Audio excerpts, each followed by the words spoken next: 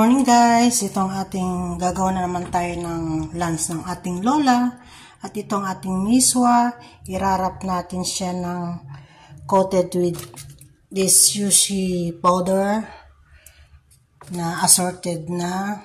Tapos itong baso, lagyan din natin. At meron siyang chicken at salmon fish, saka grind na salmon. Ayan. At umpisan na po natin ang pagbabalot kasi malapit ng lunch. First step natin, naglalagay tayo dito sa plate. Tapos kukuha tayo ng miswa. I-roll natin siya dyan.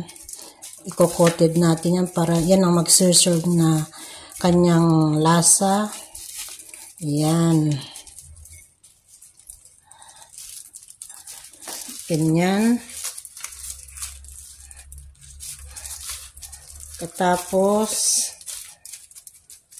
na-coated na siya, lalagyan natin ng design. Lagyan natin siya ng toppings na salmon. Ganyan. Gagawin natin yung 6 kasi 6 lang ang pwedeng kainin ni Lola.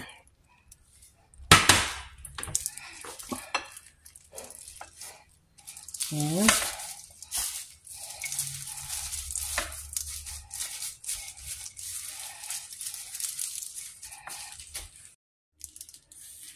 At itong isa naman, ilalagyan natin ng chicken.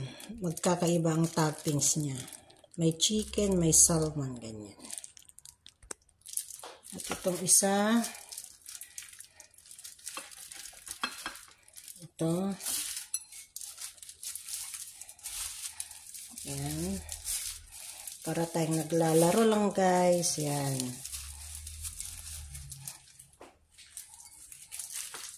Ang ilalagay natin dito itong nadurog na salmon. Ito yung sinasabi kong durog na salmon.